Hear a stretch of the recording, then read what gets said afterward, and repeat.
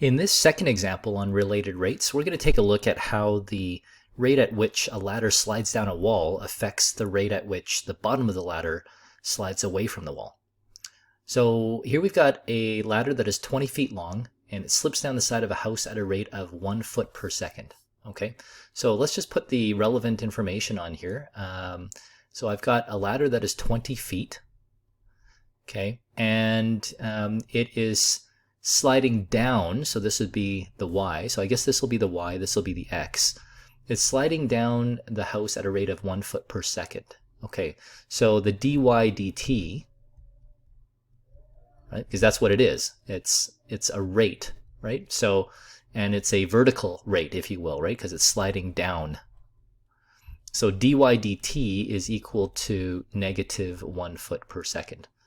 So a couple of things about the negative. Now, some people who have taken physics might go, okay, negative makes sense, it's going down. But you really have to think about it this way.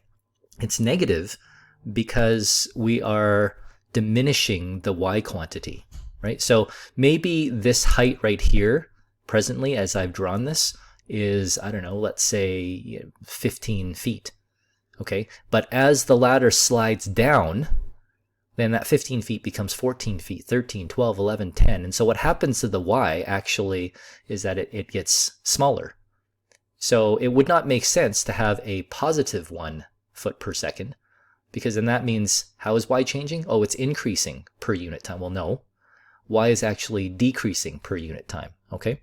So that's kind of the way that we look at it, as opposed to from a physics perspective where down is negative, okay? And how fast is the foot of the ladder slipping away from the house? Well, obviously, if the top of the ladder is falling down and the length of the ladder doesn't change throughout this fall, that'd be really weird, then x is actually increasing. Okay, this distance that the foot of the ladder is away from where the wall meets the floor, it's got to be increasing. Okay, and so there's going to be an associated rate at which the bottom of the ladder moves away from the wall, and that's exactly what we're looking for. So we've got dy dt, we're looking for dx dt, and we really have a situation where perhaps Pythagorean theorem can come into play because we've got a right triangle. Okay, so the way that you approach this is you want to come up with, first of all, you're not even thinking derivatives. You want to come up with an equation that describes the situation, okay? And the equation that describes the situation, no matter where the ladder is in its fall, right? It could be at the beginning of the fall, end of the fall, somewhere in between. The equation that we're going to use is based on Pythagorean theorem, right? So wherever this ladder is, whether it's here at the beginning or it's maybe here, right, when it falls a little bit more, we're still going to have this right triangle, and so we're still going to have x squared plus y squared equals 20 squared. Okay, or simply put, x squared plus y squared equals 400. Okay, so that's what we want to start with, is just a simple, basic pre-calculus equation that describes the situation.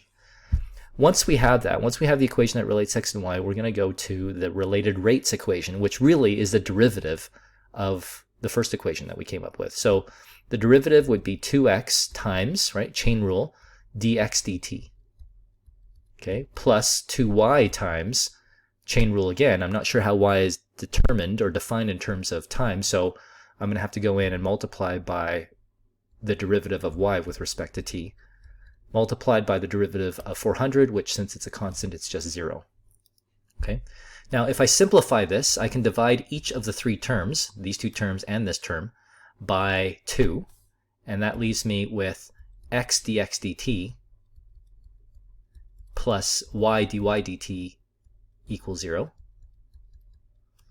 Now, at the end of the day, they want to know how fast is the foot of the ladder slipping away from the house, okay? So they're looking for dx dt, so maybe what I'll do is I'll just set this up so that dx dt is isolated. So it's going to look like negative y dy dt,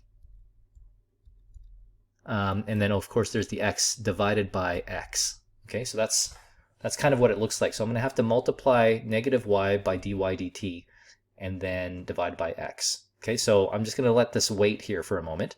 Why? Well, because I don't know all of the values that I need. I have, well, I have one of them. Let's see.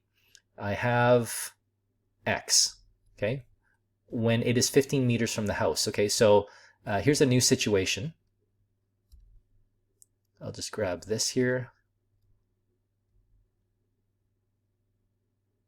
Grab that. Oh, that's not good. Let's go like this. Okay, so the situation is I have, well, I should probably change this up a little bit.